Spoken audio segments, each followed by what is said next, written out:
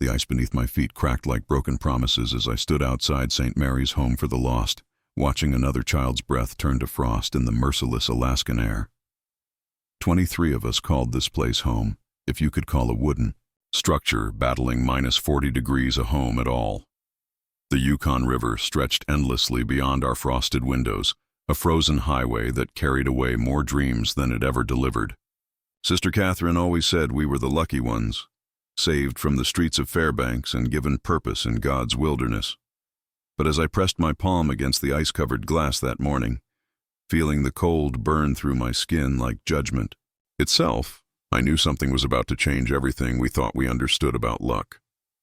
The other children were gathering in the main hall, their hollow eyes reflecting the same question that had been haunting us all winter long. What I was about to discover in the next few hours would make me question everything I believed about salvation, survival, and the price we pay for both. Sister Catherine's voice echoed through the wooden corridors like a death knell, calling us to morning prayers with the same mechanical precision she'd used every day for the past 5 years. I could hear the familiar shuffle of 22 pairs of worn boots against the creaking floorboards, each step a reminder of how small we'd become in this vast, unforgiving landscape. The smell of burning pine mixed with the metallic taste of cold air that seemed to seep through every crack in our makeshift sanctuary. Thomas, barely 8 years old, coughed again, that wet, rattling sound that had been getting worse each day, despite Sister Catherine's assurances that prayer would heal what medicine couldn't touch. I watched him stumble past my doorway, his face pale as the snow that had been falling without mercy for 6 straight days.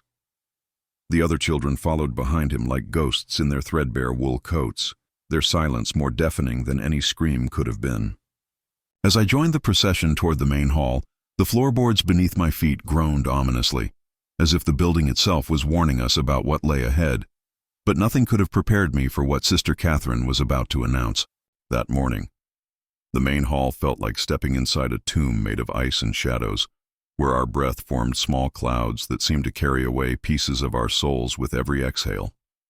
23 wooden chairs arranged in perfect rows faced a simple wooden cross that hung crooked on the wall, casting strange shadows in the dim kerosene light. Sister Catherine stood at the front with her back to us, her black habit making her look like a raven perched against the pale morning light filtering through the frost-covered windows. When she finally turned around, I saw something in her eyes that I'd never seen before. Fear, raw and desperate, trying to hide behind her usual mask of stern devotion. Her hands trembled as she clutched a letter that looked like it had been opened and refolded several times, the paper worn thin from nervous handling. The silence stretched between us like a frozen lake, beautiful and dangerous, waiting for someone brave enough to test its strength. Little did we know that Thomas would be the first to break through that silence with a question that would shatter everything we thought we knew about our guardian. What Sister Catherine revealed in that moment would change the course of our lives forever and set in motion events that would echo through the decades like footsteps on ice. The letter in Sister Catherine's hands contained news from the territorial government. Our funding had been cut completely, effective immediately, and St. Mary's Home for the Lost would close its doors before the spring thaw. I watched the color drain from the faces around me as the reality of our situation settled in, like the bone-deep cold that never seemed to leave this place. We had nowhere to go, no families to claim us, no relatives who even knew we existed in this forgotten corner of Alaska. The nearest town was 40 miles downriver, and the Yukon wouldn't be navigable again until May, still 4 months away through the harshest part of winter. Sister Catherine's voice cracked as she explained that arrangements were being made to relocate us. But her eyes told a different story, one written in the language of desperation and impossible choices. Some of the younger children began to cry, their tears freezing almost instantly on their cheeks like tiny diamonds of sorrow. I felt something cold and sharp twist in my stomach as I realized that arrangements in a place like this usually meant something far worse than abandonment. But as I looked around at the faces of my fellow orphans, I saw something else beginning to take shape, a quiet determination that would soon transform us from victims into something far more dangerous. That afternoon, while Sister Catherine locked herself away in her private quarters with nothing but her rosary and what remained of our emergency whiskey supply. We gathered in secret by the old coal stove in the basement. The warmth from the dying embers felt like a luxury we couldn't afford, but the darkness provided cover for the kind of conversation that could get us all in serious trouble. Mary, 16 and fierce as winter itself, spoke first about what we all knew but had never dared to say out loud. Sister Catherine had been preparing for this moment for weeks, maybe months. The sudden late-night visits from men in expensive coats, the hushed conversations that stopped whenever one of us entered a room, the way our meals had been getting smaller while certain children seemed to be getting special attention. I could feel the pieces of a terrible puzzle beginning to form in my mind as Thomas, despite his illness, whispered about the strange markings he'd seen carved into the trees behind our building. The other children nodded grimly as they shared their own observations. Footprints in the snow that appeared and disappeared like ghosts, the sound of carriages in the middle of the night, and the way Sister Catherine counted and recounted us every evening like we were inventory instead of children. As the coal stove finally surrendered its last breath of warmth to the encroaching cold, we made a pact that would bind us together in ways none of us could have imagined. The plan we hatched in that frozen basement was born from desperation and sharpened by the kind of clarity that only comes when survival depends on action rather than hope. We would document everything, every suspicious visitor, every whispered conversation, every moment that felt wrong in a place that was supposed to be our sanctuary. Mary suggested we create a record, something that would survive even if we didn't, hidden where only we would know to look for it. The idea of the photograph came from little Emma, barely 12 but wise beyond her years, who remembered seeing Sister Catherine's old camera gathering dust in the supply closet. We would pose for a portrait, she said, something that looked innocent enough but would carry our message forward through time like a message in a bottle cast into an ocean of ice. As we made our quiet preparations over the next few days, none of us realized that we were about to create something that would puzzle historians for nearly a century. The symbol we chose to hide in plain sight, the positions we would take, the expressions on our faces, every detail was carefully planned to tell a story that we prayed someone someday would be brave enough to uncover. But first, we had to survive long enough to take that photograph. And with each passing hour, the danger surrounding us grew thicker than the ice on the Yukon River. The frozen river called to us like a siren made of ice and moonlight, its surface gleaming under the aurora that danced across the Alaskan sky like spirits of the children who had come before us. 3 nights after our secret meeting in the basement, I found myself unable to sleep, haunted by the sound of footsteps crunching through snow outside our building at ungodly hours. The wind carried voices across the river. Men's voices, speaking in hushed tones about numbers and destinations that made my blood run colder than the -50 air seeping through our walls. I pressed my ear against the frosted window, straining to catch fragments of conversations that seemed to drift up from the riverbank like smoke from a funeral pyre. Sister Catherine's voice was among them, but the words she spoke bore no resemblance to the prayers and platitudes we heard during daylight hours. The darkness seemed to swallow their secrets, but not before I caught enough to understand that our time was running shorter than we'd feared. What I overheard that night would haunt me for the rest of my life, and set in motion a chain of events that would test every bond we'd forged in that frozen basement. The next morning brought visitors. 3 men in dark wool coats who arrived before dawn in a sleigh pulled by dogs that looked half wild and completely silent. I watched from the kitchen window as they approached our building, their breath forming clouds that seemed to hang in the air longer than natural, as if the cold itself was trying to preserve their whispered words. Sister Catherine met them at the door with the kind of nervous energy I'd only seen her display when the territorial inspectors made their annual visits. But these men carried no official papers or government seals.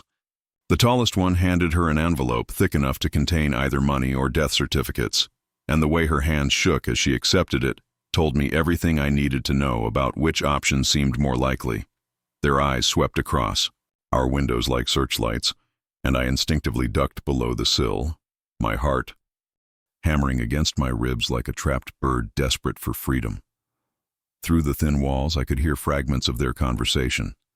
Words like selection, transport, and spring arrangements that made my stomach churn with dread. The shortest man kept checking a pocket watch, as if they were operating on some kind of schedule that we weren't meant to understand. When they finally departed an hour later, the silence they left behind felt more ominous than any storm the Yukon had ever thrown at us. That afternoon, while Sister Catherine disappeared into town with one of her mysterious visitors, Mary and I decided to investigate the riverbank where I'd heard those late-night conversations. The snow crunched beneath our feet like broken bones as we made our way through the sparse pine trees that separated our orphanage from the frozen Yukon, each step taking us further from safety and deeper into a truth we weren't sure we wanted to discover. The cold bit through our wool coats and thin gloves, turning our fingers numb within minutes, but the burning need to understand what was happening to us kept us moving forward. We found them easily enough, footprints in the snow, dozens of them, arranged in circles like people had been gathering for regular meetings under the cover of darkness. In the center of the largest circle, someone had built small fires, leaving behind charred wood and strange symbols drawn in the ash that looked nothing like any religious marking I'd ever seen. The river beyond stretched endlessly toward the horizon, its frozen surface marked with what looked like sleigh tracks leading both upstream and down, as if it had become a highway for secrets we weren't meant to witness. As we crouched in the snow examining the evidence of these midnight gatherings, Mary grabbed my arm with a grip that made me forget all about the cold. What she pointed out in the distance would change everything we thought we knew about our isolation. A cabin sat on the far bank of the Yukon, barely visible through the swirling snow but clearly occupied, with smoke rising from its chimney and the warm glow of kerosene lamps flickering in its windows. I had lived at St. Mary's for 5 years and never once noticed that structure, despite spending countless hours staring out at the river during our long, monotonous days of prayer and study. The cabin looked new, or at least recently repaired, with fresh-cut logs and a roof that wasn't sagging under the weight of accumulated snow like everything else in this godforsaken landscape. Through the binoculars we'd borrowed from Sister Catherine's office, we could see movement inside, shadows passing back and forth across the windows in patterns that suggested a level of activity completely at odds with the supposed emptiness of this region. Mary counted at least 6 distinct figures, too many for a simple trapper or prospector seeking shelter from the winter, and their movements had a purpose that spoke of planning rather than mere survival. The most disturbing detail came when the wind shifted and carried sounds across the frozen river. The unmistakable voices of children, young voices that we didn't recognize, calling out in what sounded like play or perhaps something far more desperate. As we crouched in the snow, watching this impossible scene unfold before us, I realized that our orphanage wasn't the isolated sanctuary we'd been led to believe. We were part of something larger and more sinister than anything our young minds could have conceived. That evening, as we gathered for dinner in our usual formation around the long wooden table that had witnessed 1,000 meals and 10,000 prayers, the atmosphere felt different, charged with secrets and unspoken fears that seemed to make the very air harder to breathe. Sister Catherine moved through the room like a woman preparing for her own funeral, serving thin soup and stale bread, with the mechanical precision of someone whose mind was occupied by far more pressing concerns than our nutrition. The children, who had been selected for special attention over the past few weeks, sat together at one end of the table, their faces bearing expressions of confusion mixed with a kind of resigned terror that made my chest tight with rage. Thomas, despite his worsening cough, had somehow ended up in this group, along with Emma and 3 of the other younger children, all of them under the age of 12, all of them possessing the kind of innocent beauty that made strangers smile and adults trust too easily. Sister Catherine avoided making eye contact with any of us, but I caught her glancing repeatedly toward the windows, as if she were expecting someone or something to emerge from the darkness beyond. The silence that fell over our evening meal felt heavy enough to crush us all, broken only by the sound of spoons scraping against empty bowls and the occasional wet cough from Thomas that seemed to echo through the room like a death rattle.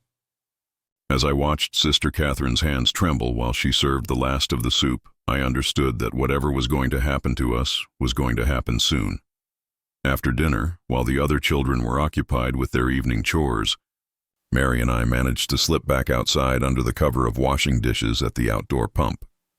The aurora had returned, painting the sky in shades of green and gold that should have been beautiful, but instead felt like a warning written in languages older than human memory. The sounds from across the river were clearer now, definitely. Children's voices, but raised in what could have been singing or could have been screaming, the distinction lost in the wind that swept across the frozen landscape like the breath of something vast and hungry. We made our way back to the meeting spot by the riverbank, following the trails we'd discovered earlier, and what we found there made us realize that our time for gathering information had run out completely. Fresh footprints surrounded the area, far too many to belong to the usual midnight meetings, and they led in multiple directions like a search pattern designed to cover every possible escape route from our orphanage. In the center of the gathering place, someone had left behind a list written in handwriting I recognized as Sister Catherine's, containing the names of every child in our care, along with what appeared to be ages, physical descriptions, and notations that made my blood freeze in ways the Alaskan winter never could.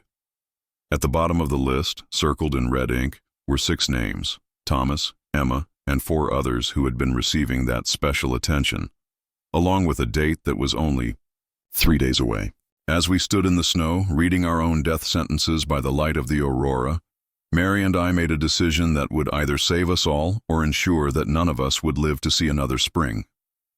The first child vanished during morning prayers, and we didn't even notice until Sister Catherine's voice faltered in the middle of the Lord's Prayer like a record player with a broken needle.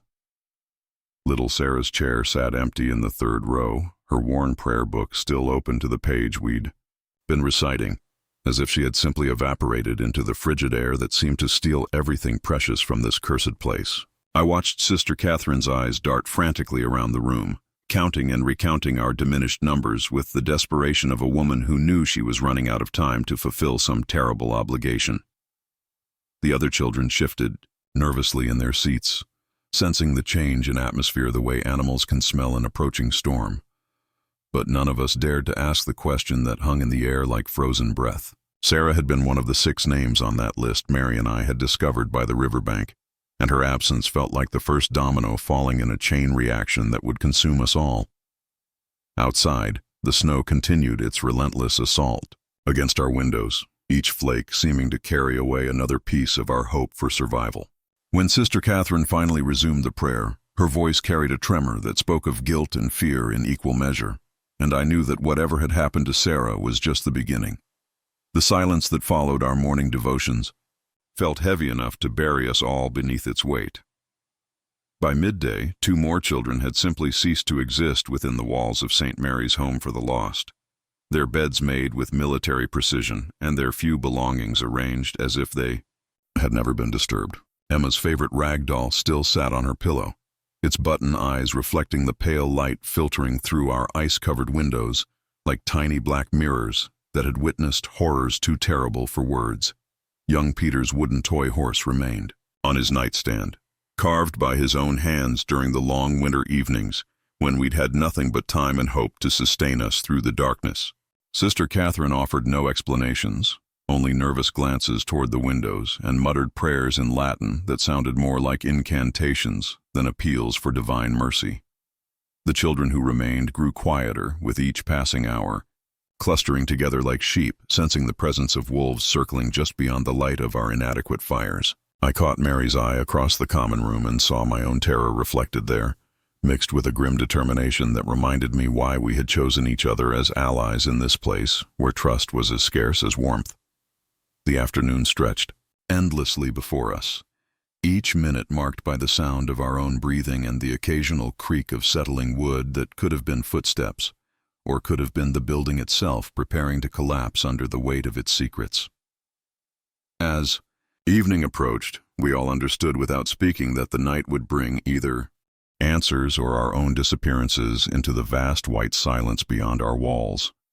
That night, I lay awake listening to the sounds that had become as familiar as my own heartbeat, the wind howling like damned souls across the frozen landscape, the creaking of timber stressed by cold, and underneath it all, the soft whisper of voices that seemed to rise from the very foundations of our orphanage. Mary and I had developed a system of communication using soft taps against the wall that separated our dormitories, a code born from necessity and refined through practice that now felt like our only lifeline in an ocean of uncertainty. 3. Taps meant danger. 5 meant all clear, and 7 meant that something was happening that required immediate action, regardless of the consequences. When Mary's signal came through the wall at exactly midnight, 7 sharp taps followed by a pause, then 7 more, I knew that our moment of truth had finally arrived.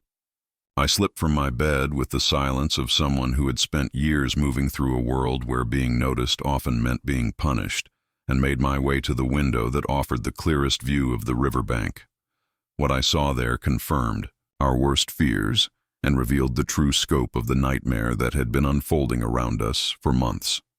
The cabin across the frozen Yukon was ablaze with activity, its windows glowing like the eyes of some monstrous creature awakened from hibernation and hungry for prey. Dark figures moved back and forth between our building and the river, carrying bundles that could have been supplies but moved with the weight and awkward proportions of human cargo. The truth struck me like a physical blow when I recognized one of the figures struggling against his captors. Thomas, his distinctive cough audible even across the distance and through the howling wind, being dragged toward a sleigh that waited on the river ice like a hearse. 3 other children from our orphanage sat huddled in the back of the sleigh, their small forms barely visible beneath heavy blankets, but unmistakable to someone who had shared meals and prayers with them for years. Sister Catherine stood beside the sleigh, talking animatedly with the same men who had visited us that morning, her gestures sharp and desperate as she pointed back toward our building and then toward the distant cabin. Money changed hands. I could see the envelope being passed back and forth, its contents apparently satisfactory because the men nodded and began preparing their dogs for the journey across the river. The scene played out before me like a nightmare, made flesh, each detail burning itself into my memory with the clarity that comes only from witnessing the unthinkable. As the sleigh began to move across the frozen Yukon, carrying away 4 of our own toward whatever fate awaited them in that distant cabin, I understood that Mary and I were witnessing something far worse than simple abandonment. We were watching children being sold like livestock to buyers whose purposes we couldn't imagine, but whose methods spoke of horrors that would have made the territorial authorities intervene immediately. If they had known, if they had cared, if they hadn't already been bought off by whatever organization was orchestrating this systematic harvest of innocence. The next morning brought a performance worthy of the finest theaters, with Sister Catherine playing the role of concerned guardian with such conviction that I almost believed she had genuinely lost track of 4 children in a building small enough to search completely in under an hour. She called us together for an emergency meeting, her face painted with worry that might have been authentic if I hadn't seen her counting money by moonlight just hours earlier. The story she told us was masterfully crafted. A late-night emergency call from the territorial government, urgent relocations to families in Fairbanks who had specifically requested younger children, departures that had to happen immediately to take advantage of good weather and clear roads. The children who remained listened with the desperate hope of those who wanted to believe that their missing friends had found salvation rather than something far more sinister. But Mary and I exchanged glances loaded with the weight of terrible knowledge, and I could see in her eyes the same cold fury that was building in my chest like a fire fed by equal parts rage and helplessness. Sister Catherine's performance was flawless, complete with tears that might have been real, tears of guilt rather than grief, but tears nonetheless that rolled down her weathered cheeks as she spoke of her duty to find homes for all of us, before the spring thaw made travel impossible. As she dismissed us to return to our studies and chores, I noticed that she avoided looking directly at any of us, and her hands shook with a tremor that had nothing to do with the cold.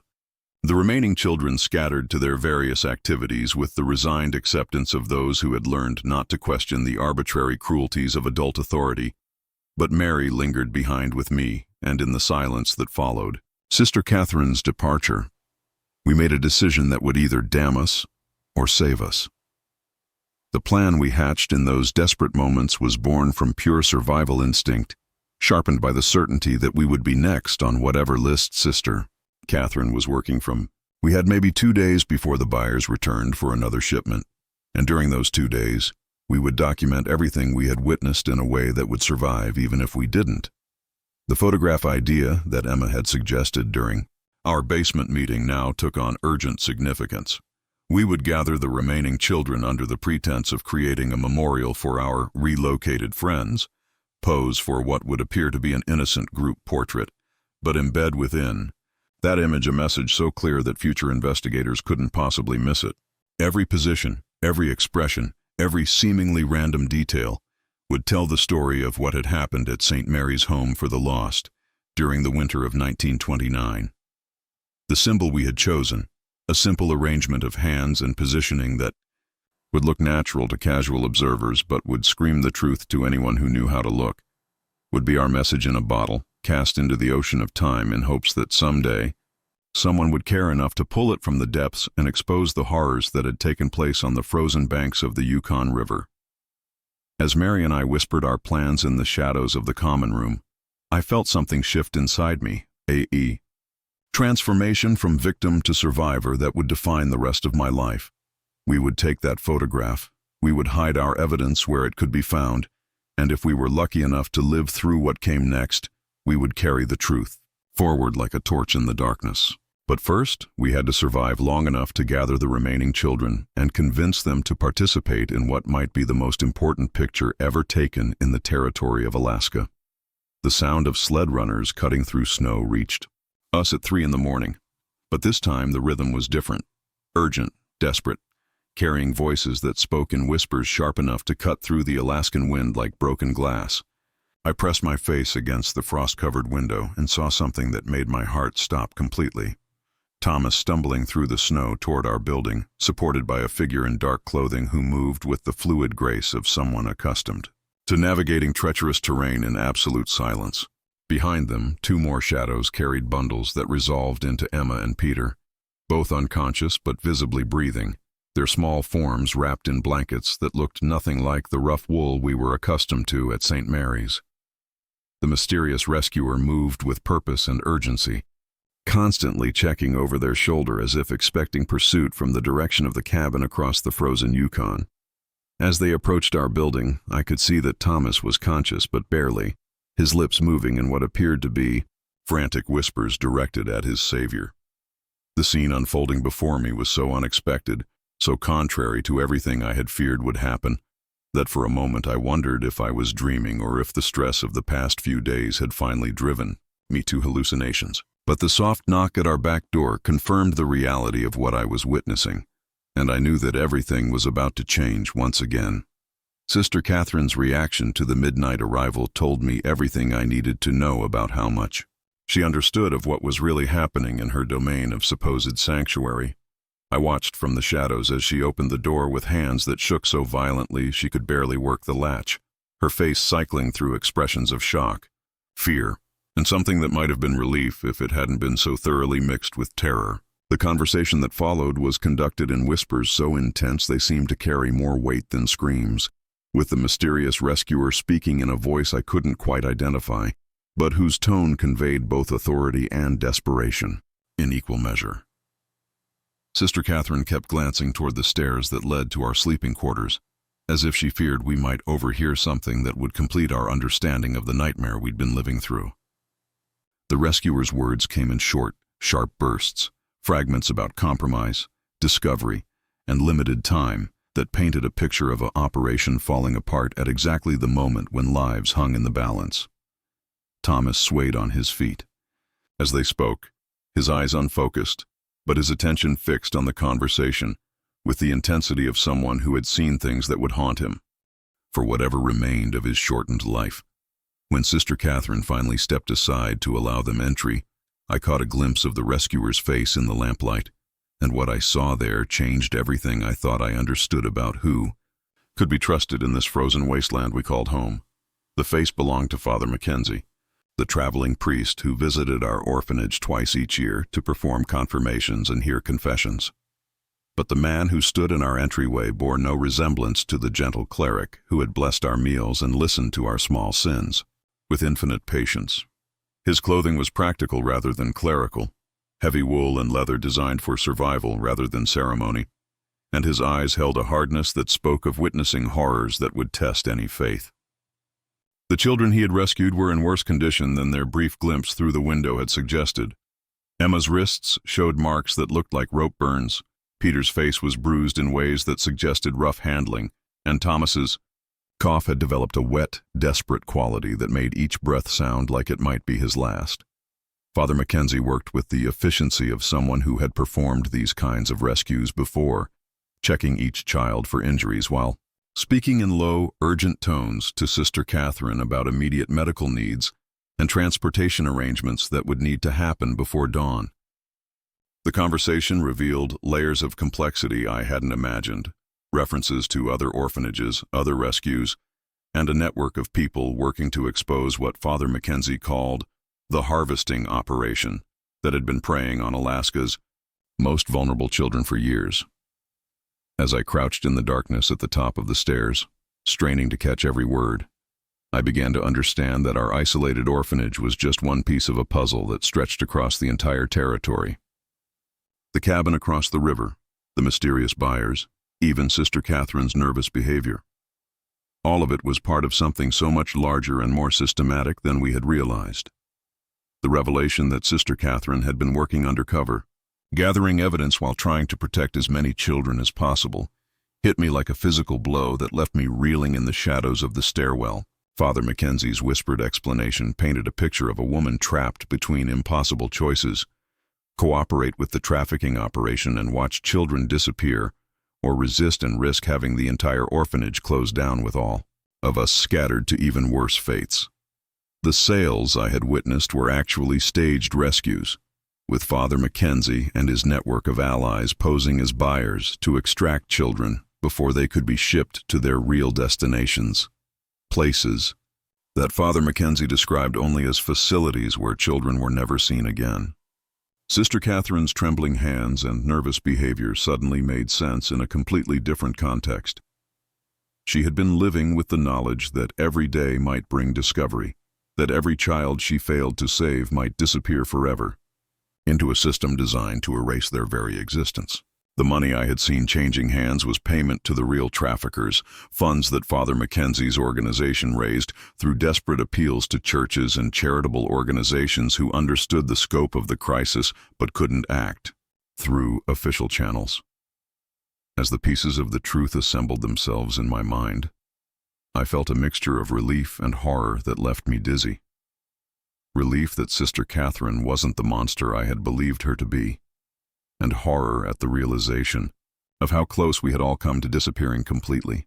The children who had vanished weren't lost. They were hidden in safe houses throughout the territory, waiting for the spring thaw that would allow them to be transported to real families who had been carefully vetted by Father Mackenzie's network.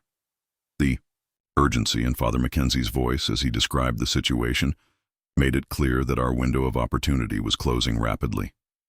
The real trafficking operation had become suspicious of the high rate of successful purchases and was beginning to investigate the buyers who had been removing children from their inventory before they could be delivered to their final destinations. Within days, possibly hours, armed men would arrive to conduct a thorough inspection of the orphanage and everyone connected to it, and anyone found to be cooperating with the rescue efforts would simply vanish along with any remaining children. Father Mackenzie had come to evacuate us all immediately, using a route he had prepared through the wilderness that would take us to a temporary shelter where we could wait for spring and proper transportation to safety. The plan was ambitious and dangerous. We would travel by dog sled through terrain that killed experienced trappers, in weather that had already claimed dozens of lives that winter, pursued by men who had no qualms about killing children who had seen too much. Sister Catherine would remain behind to maintain the illusion of normal operations for as long as possible, buying us precious time to escape while sacrificing any chance she might have had for her own survival. As I listened to them finalize the details of our escape, I felt the weight of decisions that should never have fallen on children's shoulders, and I knew that the innocent phase of our lives was ending forever. The photograph we had planned to take as evidence would now serve a different purpose. A memorial to the children of St. Mary's Home for the Lost, and a message to the world about what had happened in this forgotten corner of Alaska during The winter of 1929.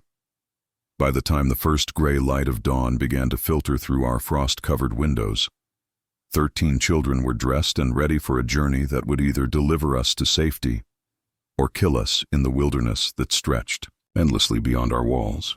Father Mackenzie had provided us with clothing and equipment that spoke of careful preparation: warm boots that actually fit, coats that would turn back the worst of the wind, and supplies that included emergency food and medical supplies for a journey that might take weeks. Sister Catherine moved among us with tears freezing on her cheeks, offering blessings and quiet words of encouragement that carried the weight of a final farewell. The camera she had retrieved from the supply closet sat loaded and ready on the table, waiting for the group portrait that would serve as both evidence and memorial, depending on whether we survived to tell our story or vanished into the white silence like so many others before us. Mary stood beside me as we prepared to face the unknown, her hand finding mine with a grip that spoke of shared terror and unshakable determination. The children who had already been rescued sat quietly in the corner, their hollow eyes reflecting experiences that would shape the rest of their lives, while those of us who remained tried to summon courage we weren't sure we possessed. As Father Mackenzie made his final preparations for our departure, checking and rechecking the dog teams that would carry us toward either salvation or destruction, I looked around at the faces of my fellow orphans and saw something that surprised me: hope. Despite everything we had endured, despite the horrors we had witnessed and the dangers that lay ahead, we had not been broken by our circumstances. We had survived, we had fought back in our own small way, and now we would carry our story forward no matter what the cost. The photograph we were about to take would capture more than just our faces. It would preserve our refusal to disappear quietly into the darkness that had consumed so many others. The camera stood before us like a judge waiting to record our final testimony, its brass fittings catching the pale morning light that filtered through windows, frosted with the breath of 23 souls who had learned too much about survival and too little about mercy. Father Mackenzie positioned us with the careful precision of someone who understood that this single photograph might be the only evidence that would survive if our escape failed and the trafficking operation succeeded in erasing every trace of what had happened at St. Mary's Home for the Lost. Mary and I exchanged glances as we took our designated positions, both of us remembering the symbol we had planned in those desperate basement meetings, a configuration of hands and bodies that would appear natural to casual observers, but would scream the truth to anyone who understood the language of hidden messages. The younger children, still traumatized from their brief captivity across the river, clustered together with the instinctive closeness of prey animals sensing approaching predators. Emma's hand found mine as we arranged ourselves in the front row, her fingers still bearing the rope marks from her ordeal, but her grip steady with determination that reminded me why we had chosen to fight rather than simply accept our fate. The silence that fell over our group as Father Mackenzie prepared to capture our image felt heavy with the weight of everything we had witnessed, everything we had lost, and everything we hoped someone might someday understand. As Sister Catherine positioned herself at the edge of our group, her face bearing expressions of grief and guilt in equal measure, I knew that the next few seconds would create something more powerful than any confession or testimony. The symbol we embedded in that photograph had been Emma's idea, born from her observation that the real traffickers always marked their human cargo with a specific hand gesture that appeared in their record-keeping photographs, a way of identifying children who had been processed through their system for buyers who operated through coded communications. Our version of that symbol would be its exact inverse, a mirror image that would tell investigators everything they needed to know about the true nature of the operation they were examining. Mary positioned, her left hand over her heart, while I placed mine at the base of my throat, a gesture that looked like a simple pledge of allegiance, but actually formed the first part of a distress signal used by trapped victims throughout the territory. The children who had been rescued arranged themselves to create subtle pointing gestures, fingers extended toward the windows that faced the cabin across the river, eyes directed not at the camera but at specific points that would guide investigators to the evidence we had hidden in locations only we would remember. Thomas, despite his deteriorating condition, managed to position himself so that the number of visible fingers in the photograph would correspond to the date when the trafficking operation was scheduled to receive its next major shipment. Information Father Mackenzie had obtained through his network of undercover allies. Even Sister Catherine played her part, her hands arranged in a position that corresponded to a specific page number in the ledger where she had recorded the real names and destinations of children who had passed through the orphanage. As the camera clicked and preserved our message for posterity, I felt a surge of fierce satisfaction that came from knowing we had turned the traffickers' own methods against them, creating evidence they would never be able to explain away or destroy. The second photograph we took was Father Mackenzie's idea, a seemingly innocent group portrait that actually contained a detailed map of the trafficking network embedded in the arrangement of our bodies and the positioning of objects throughout the scene. The coat hooks behind us were arranged to indicate the locations of other compromised orphanages throughout Alaska, their spacing and angles corresponding to distances and directions that would allow investigators to trace the full scope of the operation.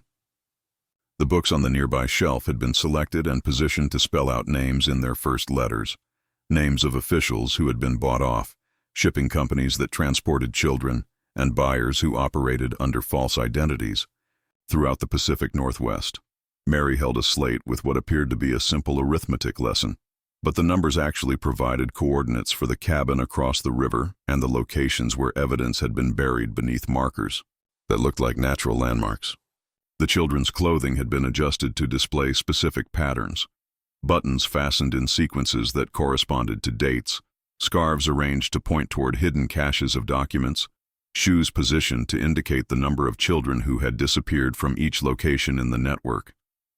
Even the shadows cast by the morning light served our purpose, creating patterns on the floor that would guide investigators to the foundation stones, where Sister Catherine had hidden her detailed records of every transaction, every visitor, and every child who had passed through the orphanage doors.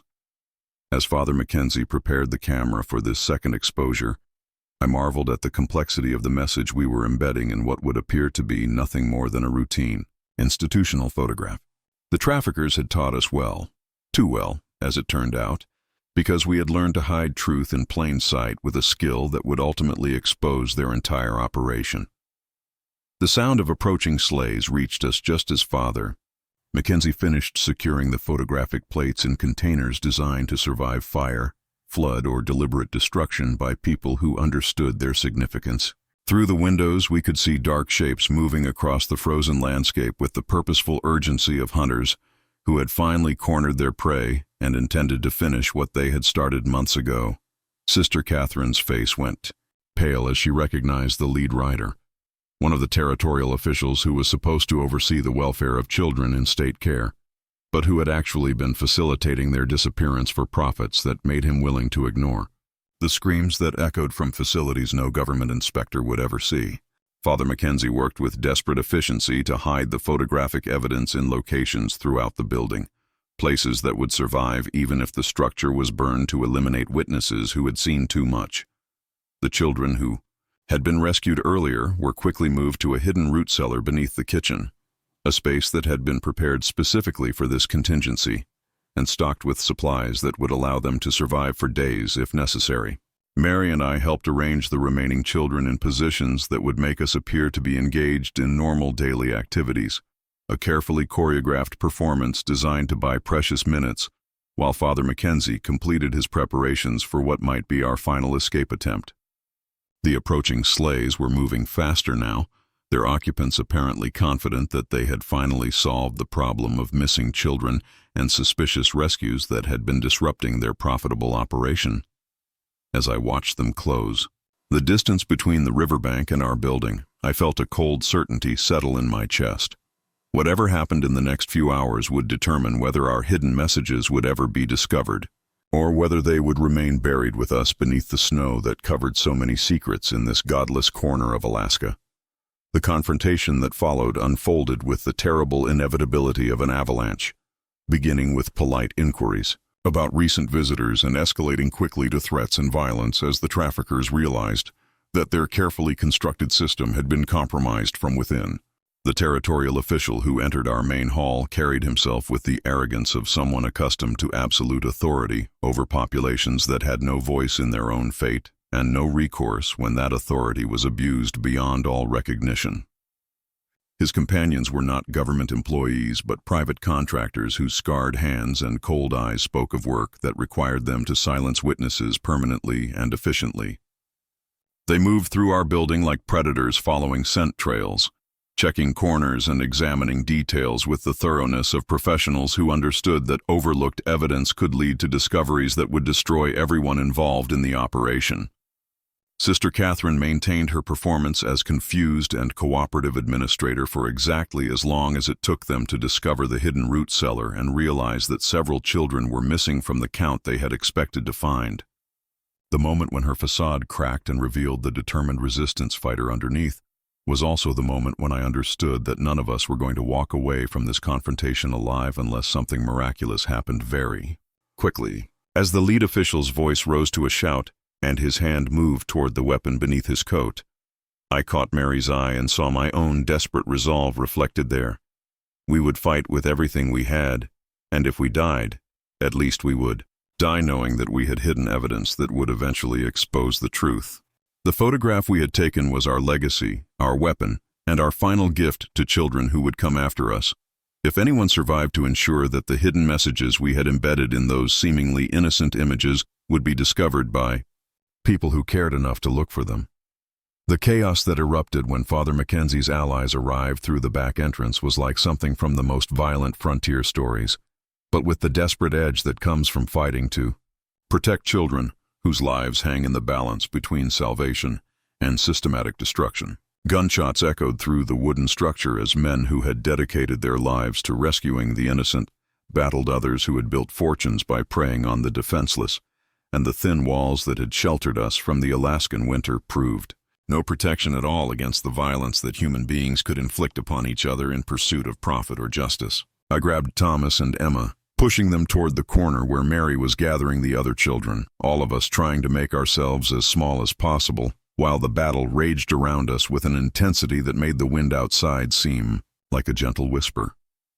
Sister Catherine fell during the first exchange of fire, clutching a wound in her shoulder, but still managing to shout directions to Father Mackenzie's men about the locations where she had hidden the most damaging evidence.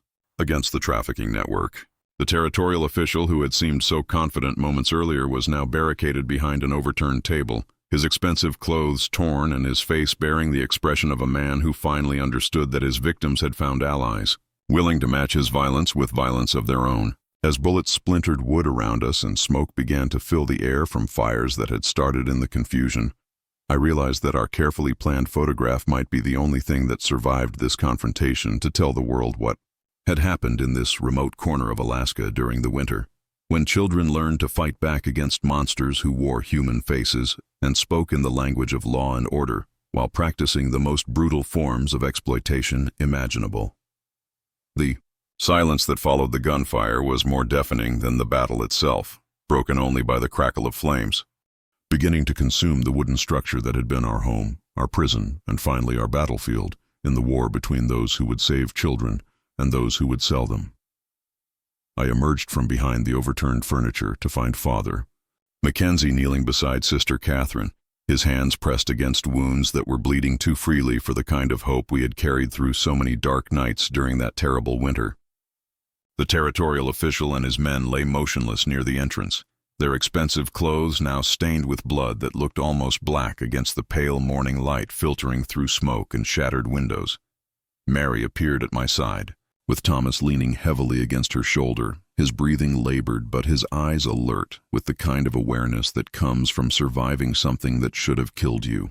The other children gathered around us like survivors of a shipwreck clinging to debris, their faces bearing expressions that would haunt them for the rest of their lives, but also reflecting a fierce pride in having fought back against forces that had seemed unstoppable just hours earlier.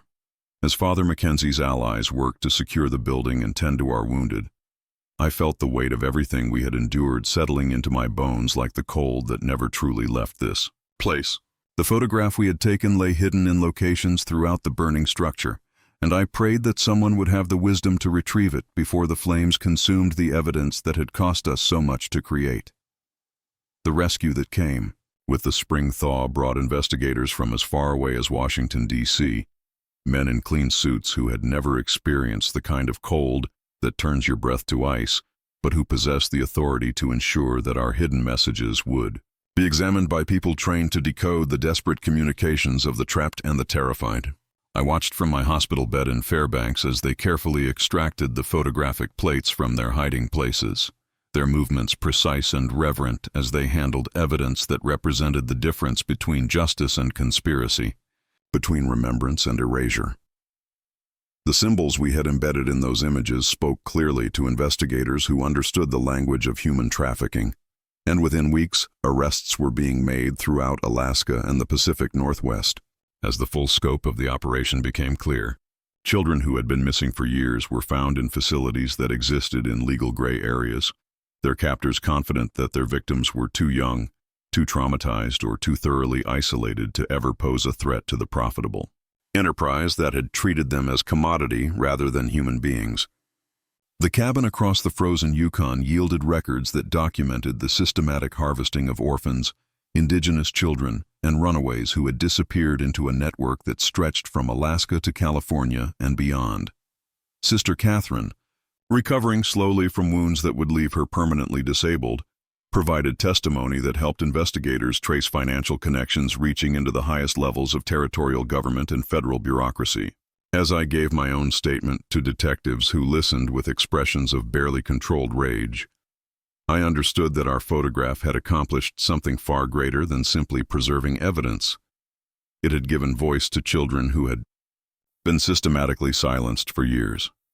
The trial that followed drew attention from newspapers across the nation, partly because of the scope of the conspiracy, but mostly because of the photograph that had exposed it. An image that looked innocent enough to casual observers, but revealed its secrets to anyone who understood how to look for messages hidden by desperate children who refused to disappear quietly into the darkness. I testified from the witness stand about the winter when 23 orphans learned that survival sometimes required becoming something other than victims, and about the moment when we decided to fight back using the only weapons we had, our intelligence, our determination, and our refusal to accept that our lives were worth less than the profits they generated for adults who had forgotten what it meant to be human. The defense attorneys tried to discredit our testimony by arguing that children our age couldn't possibly have understood the complexity of what we were documenting. But the photograph spoke more clearly than any words could have. Every symbol, every gesture, every carefully arranged detail told the story of systematic abuse and organized trafficking in language that legal experts confirmed could only have been created by people with intimate knowledge of the operation they were exposing. Mary testified about the night we discovered the list with our names on it, her voice steady and clear as she described the moment when we realized that documentation might be our only path to justice. Thomas, his health permanently damaged by his ordeal, but his spirit unbroken, told the court about the cabin across the river and the sounds of children who were not as fortunate as we had been. As the weeks of testimony unfolded, I watched the faces of the jury and saw something I had never expected to see again after that terrible winter: hope. The convictions that resulted from our hidden testimony sent shockwaves through systems that had operated with impunity for decades. But the real victory came in the reforms that followed as lawmakers realized that children could be powerful allies in the fight against those who would exploit them if they were given tools and training to recognize and report abuse. The photograph became part of a traveling exhibition that taught other children how to embed distress signals in seemingly innocent images, and similar techniques were incorporated into safety programs throughout the United States and Canada. Father Mackenzie, honored by multiple governments for his role in exposing the trafficking network, established a foundation dedicated to training adults to recognize the subtle signs that children were trying to communicate when direct appeals for help were impossible or dangerous. The surviving members of our group remained close throughout our lives, bound together by experiences that had taught us both the worst and the best of human nature, and we made it our mission to ensure that other children would never have to face such horrors without allies who understood the courage it took to fight back against impossible odds. As I grew older and started a family of my own, I made sure my children knew the story of that winter by the Yukon River, not to frighten them, but to teach them that they were never as powerless as adults might want them to believe. The cold that had seemed so threatening during those desperate months became a metaphor for all the forces that try to silence the vulnerable. and the warmth we had found in each other became a reminder that resistance and hope could survive, even in the most hostile environments. Decades later, when historians finally understood the full significance of that photograph from St. Mary's Home for the Lost, they called it one of the most sophisticated examples of hidden communication ever documented, created by children who had learned to speak in codes because speaking plainly would have meant death. The symbols we embedded in that image continued to yield new information as techniques for analyzing historical photographs became more advanced, revealing layers of meaning that even we hadn't fully realized we were creating in those desperate moments before our final confrontation. Museums displayed enlarged versions of the portrait, alongside detailed explanations of each hidden message, turning our childhood trauma into educational tools that helped visitors understand how systematic abuse operates and how it can be exposed when victims are brave enough and clever enough to fight back. Scholars wrote papers about the psychological resilience that allowed 23 children to maintain hope and strategic thinking under conditions that would have broken many adults, and our story became part of curricula designed to teach modern children about their rights and their power to seek help when those rights were threatened. The Yukon River still flows past the location where our orphanage once stood, but the site now bears a memorial to all the children who disappeared into trafficking networks during the early decades of the 20th century, and to the courage of those who survived to tell their stories. As I stood before that memorial during its dedication ceremony, surrounded by my fellow survivors and their families, I felt the presence of those who hadn't been as fortunate as we were. Emma, who died of pneumonia 2 years after the trial. Peter, who never recovered from the trauma of his captivity, and all the others whose names we learned during the investigation. Children who had vanished into systems designed to erase their very existence. The legacy of that photograph extends far beyond the specific case it helped to resolve, serving as a reminder that children are not passive victims of adult cruelty, but active participants in their own survival who will use whatever tools they can find to fight for justice and recognition.